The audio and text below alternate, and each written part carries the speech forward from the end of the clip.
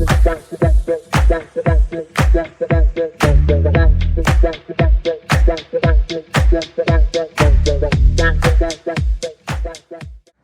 is Mike from Canopy Country, Service Manager. Today I'm going to do a quick overview of a Keystone product. Today we've got a Hideout 26Bhswe that we're going to go through. I guess we can start at the entry door. They have the fold down Lippert steps.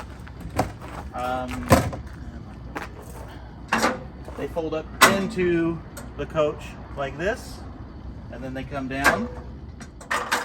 That way it gives you a more solid step so you don't fall, hurt yourself or anything like that, because they got a much wider step for your whole foot to sit on instead of the conventional steps that are a little bit more rickety. Entry door has a good sized window in it. It's not see-through, it's opaque, so it lets light in but nobody can see in on you. Awning itself, Solera, made by Lippert, complete electric awning. It has a light feature in it, rolls up with just the push of a button, and rolls out with the push of a button. You've got good storage in the front, pass through all the way through. There are lights in here, so in the low light situations you can actually see in there when you put all your stuff in there. Right now we got a bunch of stuff in there for the trailer. Up front here with the propane tanks, it does have an auto changeover, which means that you can have both tanks on. You have a dial here pointed to the tank that you want to take the propane out first. Once this propane tank is empty, it'll automatically start taking out of this tank. And the reason for that is that then you can change this over like that. Then you can remove the tank that is empty, get it filled, put it back on without interrupting flow of propane. Tongue jack, electric tongue jack. It has a light for helping you hook up at night, and then just up and down. That easy. Over around here, your batteries. The Keystone products are coming out with a lithium battery, Dragonfly lithium, which will help give you more amp hours, so more camping time when you're not hooked up to electricity, so you can enjoy your stuff better.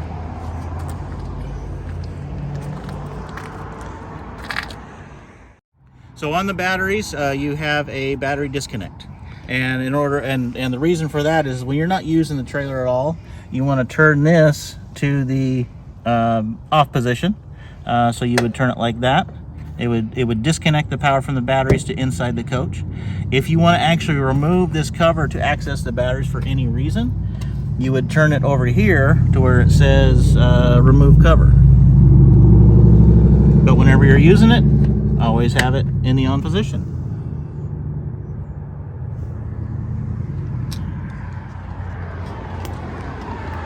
So on this side, you pretty much just have your front storage from the other side that comes through. Inside here, you're going to have your charge controller because this particular one comes with solar panels up on the roof, which charges your batteries. So you have a charge controller here, which you don't have to do anything to. It's fully automatic. You do have another disconnect in here, which is for the solar panels itself. Same basic scenario: on when you're using it, off when you're storing it, or there's a remove cover also because they're using the same switch that they are on the other one.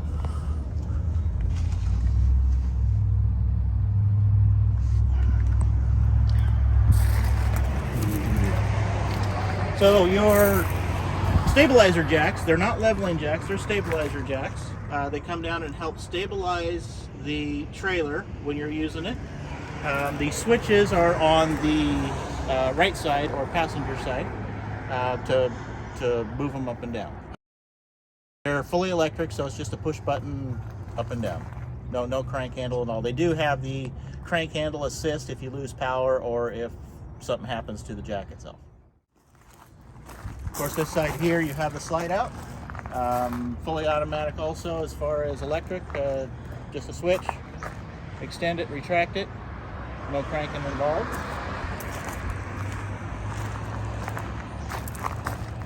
Back over here, power cord access. This one is a 30 amp service. Basically just a 3-prong, just a push-in type. Push it in, give it a little turn, lock ring, keeps it in there so nobody pulls it out accidentally. Down over here you have your sewer dump, which dumps your gray tanks or your sink and shower. And then also you have a dump for your toilet, all from the same thing. Right here the handles are labeled gray and black. Gray is for the sinks and shower, black is for the toilet.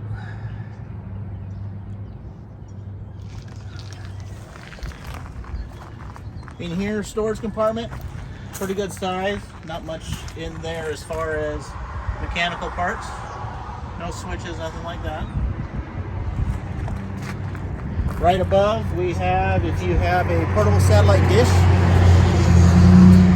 that you are going to use for TV, this is where you plug that in at, right here. This one over here is a cable. So if you go to a park and they have cable TV, you can plug that into right there.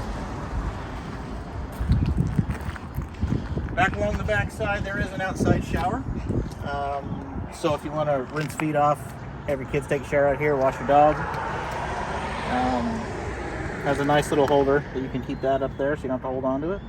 Right above it, you have the city water connection, which this is where you're going to hook the city water hose up if you want to use city pressure instead of the pump.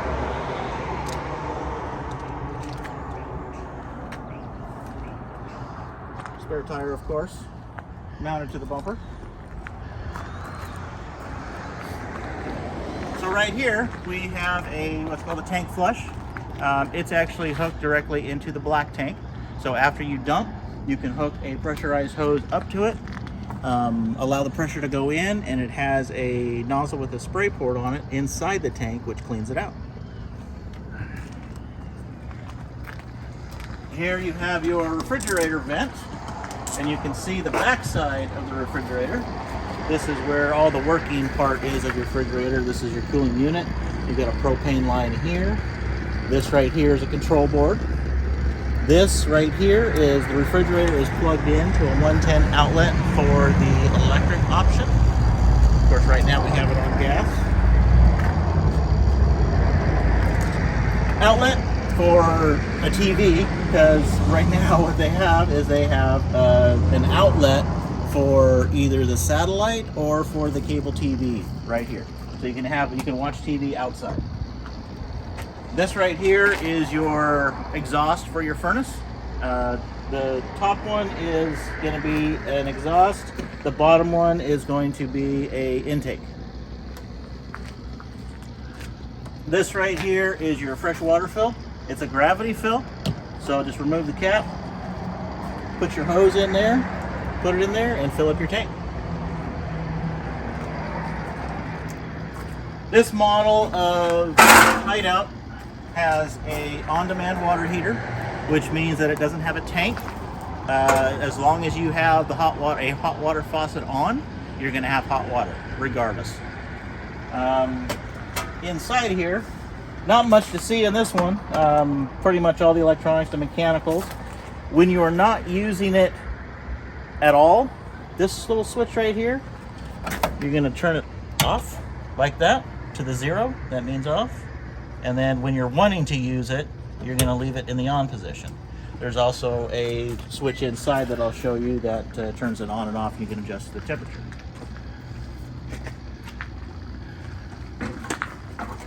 We have an assist handle. The assist handle comes in handy for going up the steps. It folds up. You lift on it, and you can twist it one way or the other. Usually when you're traveling down the road, once the door is closed, you're going to twist it this way to help keep the door closed if the latch doesn't happen to work properly or it wants to pop open. This will help keep the door closed.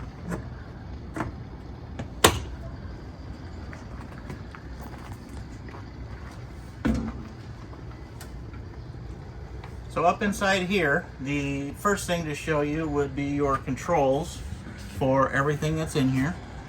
This here is the hot water heater control. To adjust temperature, just push the up button if you want to make it hotter, or the bottom arrow, which makes it cooler. And that's personal preference. It can only go up to 120, can't go any higher. Right above it, you have your main control panel for all of your lights, water heater. There's a thing on there for battery heat. You've got your slide out, in and out. So it says right here, slide in, slide out. Same thing with the awning. Awning extend, which is out. Awning retract, which is in. Up here, you've got your tank monitors and your battery monitor. So if we push the battery, it's going to light up all of those blue lights because we are plugged into 110 and the solar's working, so the batteries are full. We've got the black tank, a gray 2 if you happen to have a gray 2, and a black 2 if you happen to have 2 bathrooms. This one only has 1 black, 1 gray.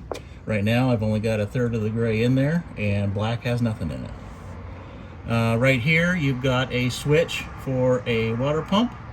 So when you're not using city water, when you're taking water out of your fresh tank to use the faucets, you want to have this on and it's lit so it reminds you that it's on. Battery heat. Lithium batteries will not work below 32 degrees. So if you're in cold weather camping, have that on. They do require 12 volt to work, so they do drain your battery a little bit faster than what you would with all the appliances inside. Awning light. Just turn the awning light on, and right outside the door straight up is an LED strip that runs the full length of the awning. Doesn't look like much now, but at night it lights up the side of the trailer really well. The other 2 switches are the interior lights, lights 1 and lights 2. Lights 2 is going to be, this one's got a nice feature that inside some of the cabinets there are lights in there, so you can actually see what you're doing inside the cabinets. The other switch is for the remaining ceiling lights.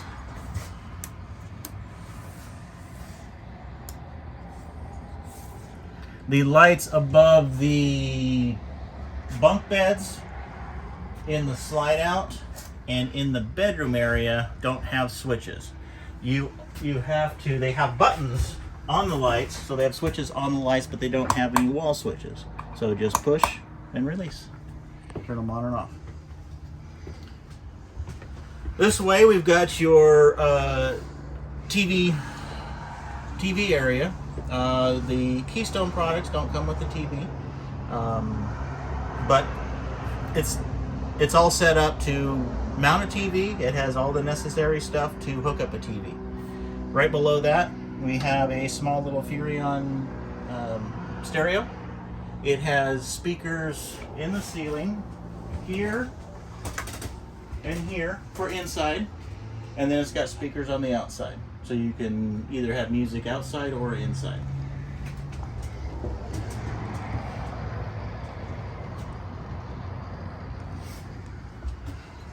Go around the corner into the bedroom.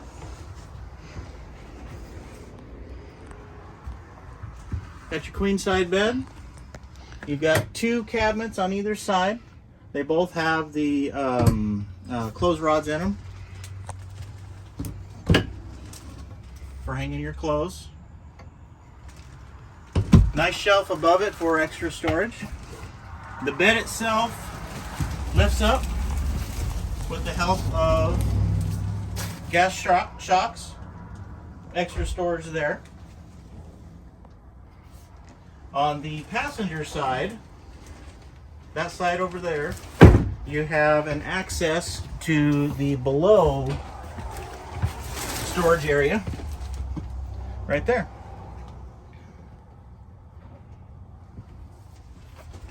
The 110 outlets in the bedroom area, and we have a few others out in the trailer that are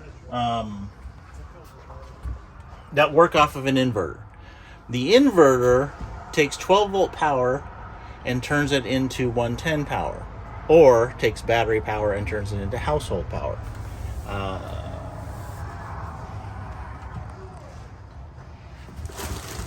The doors on the bedroom are a sliding pocket style door or a barn style door. They just slide. Real easy. Doesn't take much pressure at all to slide them open. And they do have this nice lock that locks them in place for travel. Doors on either side. There's another one on that side also.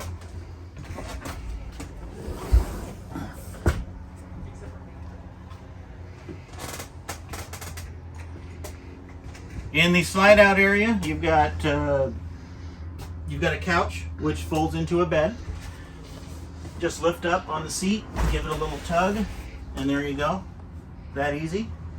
You do have some storage underneath also. Right down in there.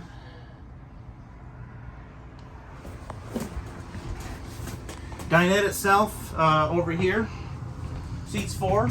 It'll also sleep 2. It also makes into a bed. To do that, remove the tabletop. Underneath there's legs to pop off. Put the table back down onto some supports on the inside of the dinette, and then just shove the cushions around.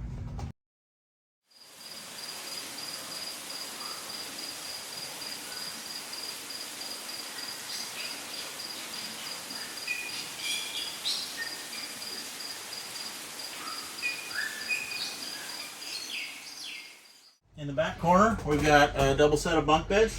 This top one will support 300 pounds. Nice steel ladder that's pretty well secured for kids or even for adults. Can get up there too.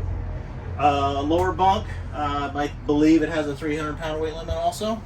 But that's it. It's got lights inside. They're push button switch, so on and off.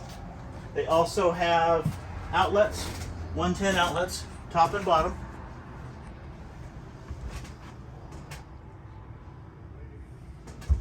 And it does have its own privacy curtain if they want to have a little bit more privacy in the bunks. So around over to the kitchen. The kitchen, the sink, has these nice covers over the sink.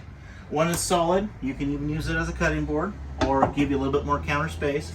This one here, the slotted one, you can use it as a dish rack. Nice stainless steel sink, one single sink.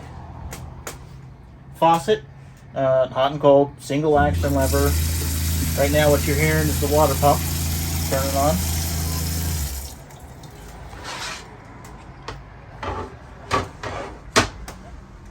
Over here, microwave, standard microwave, 900 watts. Can heat up pretty much anything you want on 110 power. It is not hooked up to the inverter, so it will not power off of the inverter power. Right below that is your stove range vent. It's powered by 12 volt. It's got a fan, of course, and a light to help you see when you're cooking. Right below it is a propane stovetop and oven. It has these lights on the knobs.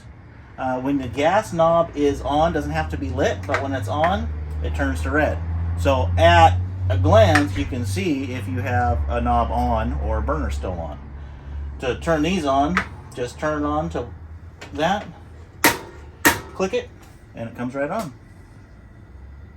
Oven is the same way. What you'd end up doing is open the oven. Turn this to, there's a little flame here that says pilot, a little pilot light. You'll push it, you'll click this a few times, and right down below you can see a pilot light, a real small pilot light. Hold this oven button in for a few seconds, release, and then turn it to your desired temperature, and then the flame kicks on. Then you can close the door and bake. You do also in the oven have the option of a light so you can see in there.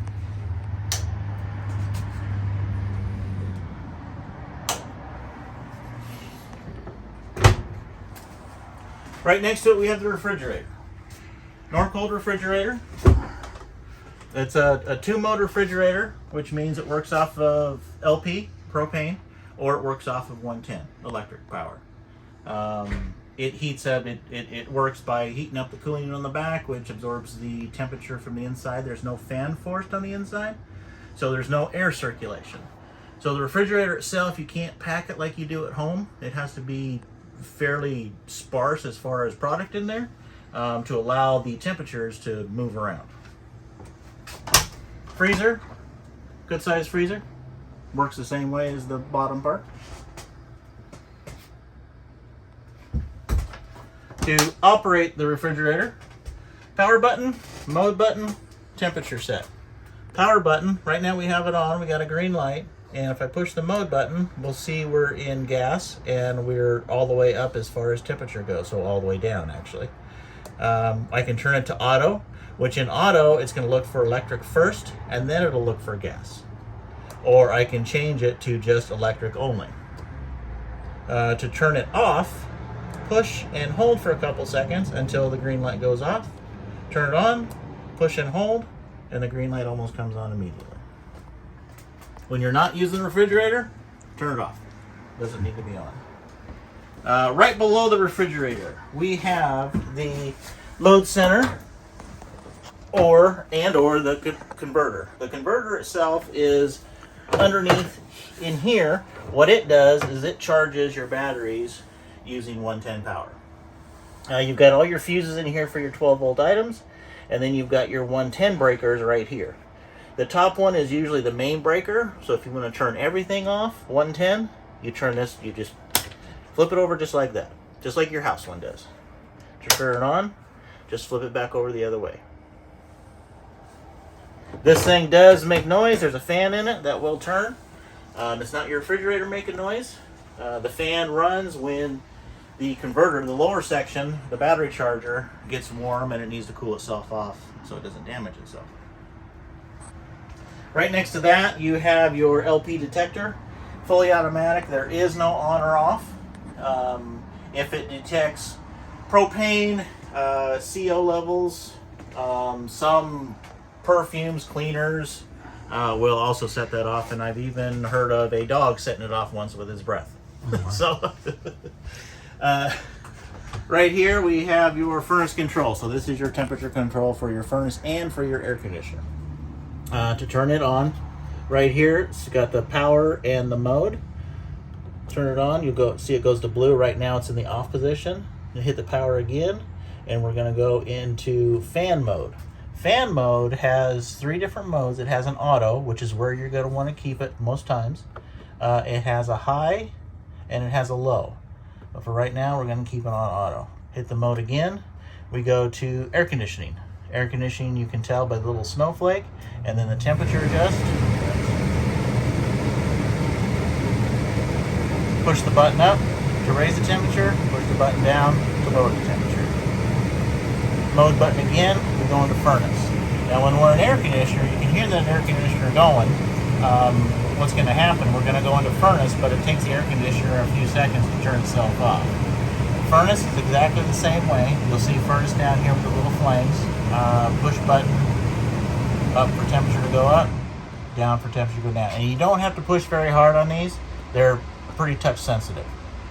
To turn everything back off, turn it off until the screen is blank and you see a little off right down there. And then everything will shut off. Right next to that we have the closet. The closet is kind of a pantry closet, or it can be a coat closet. These shelves right here are removable. The top 3, and you have a coat rod right up top, so you can hang your clothes if you wish. That shelf right down there is not removable, it is solid.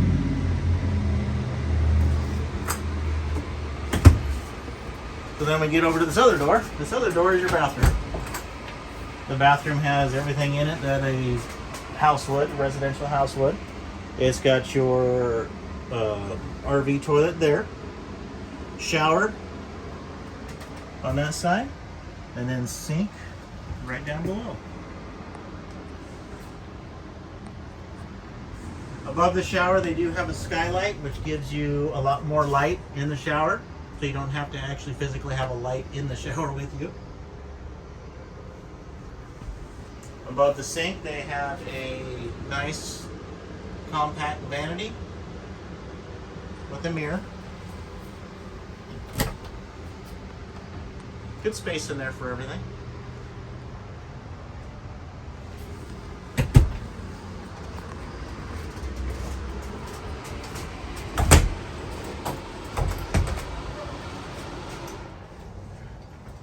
Underneath the countertop of the kitchen, we have cabinets and drawers. These 3 drawers here pull straight out, all 3 of them. Right above that, we have a vacuum in automatic vacuum system. Inside that front storage compartment, there is a bag with all the attachments. It's got a hose in there, it's got a attachment for the floor, and I think it's even got a crevice tool attachment. To operate that, you just slide this door open, put your hose in there, and turn it on.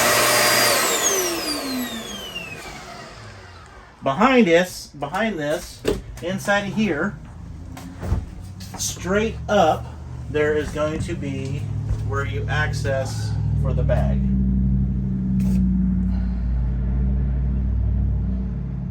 Now underneath there also, these partitions can be removed by the screws on the bottom. Both of those can. If you take those off, underneath there is your water pump and the back side of your water heater.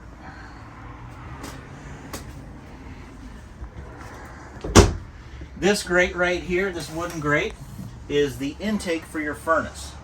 You don't really necessarily have to get to it, but if you ever have an issue with your furnace or something sounds like it's in there, there's a screw on 2 screws on either side. Take that off, and this pulls right out, and then you can see your furnace.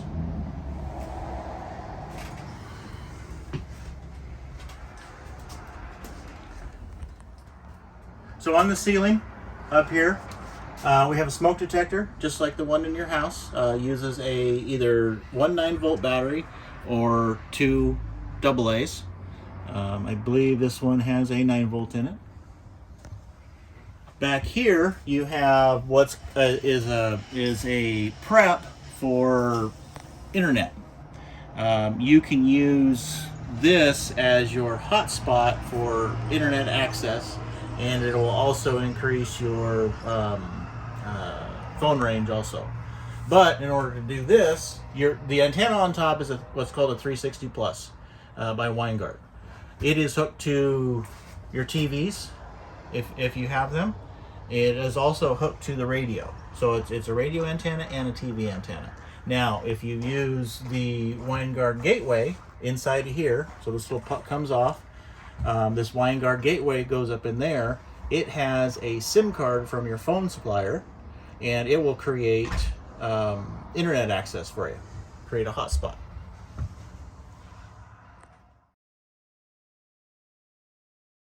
Yeah. You do have to have a service plan, so your phone provider will, when they give you a SIM card, will also act it as another phone. It won't cost as much as your phone does, but it will be an added part of your bill. Winegard also has their own. You can go to their site. Of course, their programs, they charge you also, so it's not exactly free, but it is handy to have if you don't want to use your phone as a hotspot. So Keystone puts a prep in, so it's pre-wired for backup cameras. They're prepped for Furrion backup cameras. There's one in the back and there's 2 on the side. The ones on the side look like this. This lens comes off. There's a couple screws right here. This piece pulls off, and then the camera mount will just plug right into it. The screws back in, caps on, and that's it. You'll have one on either side for side view, and then there's one in the back for rear view. So on the left side, off door side, what you're going to find your measurements as far as weights, VIN numbers, all that important information, even tire pressures. In the front, you have what's called your VIN tag. It gives you all the information as far as unloaded vehicle weight in both kilograms and pounds, gross vehicle weight, which is vehicle weight of the trailer with everything in it, including water, propane, batteries, all your stuff that you're taking with you. Gross axle weight, that gives you what each axle is capable of holding. Tire size, rims, the pressure, the amount of PSI that you need in a cold tire.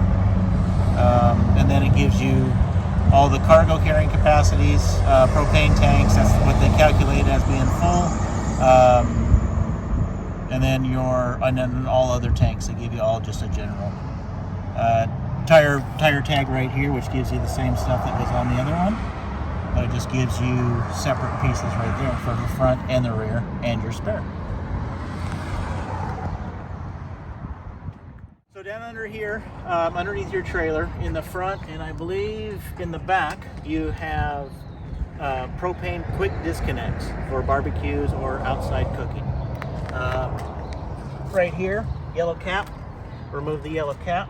You'll have a hose that will fit into there, and then there is a handle that is an on and off valve in there. You'll want it off when you're not using it. When you put your hose in there, you'll turn it in the on position, which is parallel with the hose. Otherwise, leave it off. Cap in there. That's it for the propane. So the entry door step. It folds up into the coach and locks into place. Easy to pick up, not heavy at all. Right in the middle, you get this handle. Turn it one way. There's bolt latches right here that will go right behind the flange of the screen door to keep it locked in. And then just close the door. Flip your assist handle over, then you're ready. So inside the front compartment on the passenger side or the door side, up under here, we have a Lippert tire link. And what that is, and it's not the actual tire link itself, it's a prep point for it. So what it does is you put a device here and you can put the caps on the valve stems on the tires. It'll have a monitor inside the coach, inside your tow vehicle, that will allow you to monitor your tire pressure from going down the road, or you're just sitting in the coach, anywhere. It'll let you monitor that, and it's through a Bluetooth. It'll go through your phone, or it may go through its own little monitor panel. Depends on which model you get. Your air conditioner on the ceiling, it will push the air through all of these ceiling vents in the ceiling. Or if you want to cool it down really fast in the central area, there is a slide right here. Slide this open and it forces the air right here, which comes straight down. In the air conditioner up here, you have a filter. To pull the filter, just get a screwdriver, or like what I'm using, a knife. Gently push it over. Pull it out, and you have a filter in here that is washable. You don't have to replace it, all you have to do is wash it out. Up inside there is all of your air conditioner parts. This right here is your control box. These, of course, is just wiring, 12-volt wiring for power supplies, grounds, and to the furnace. This yellow wire right here is your 110 wire. So that's coming from household power, from a breaker down in the breaker panel. So on top of the roof, not much up here for you to deal with, but about once a year, get up here, walk around, check out your seals, check out your plastic vent caps, both the ceiling vents themselves that open up. That over there is your skylight above your shower. These two right below us here are plumbing vent caps, which allow the gases out of the tanks. This one right here is your refrigerator vent, which allows the hot air to escape the back of the refrigerator. This right here is your air conditioner. Up here is your antenna, your TV antenna, radio antenna combination. This is the Winegard Air 360 Plus. And then right here we have your 100 watt solar panel, which keeps the batteries charged in sunlight.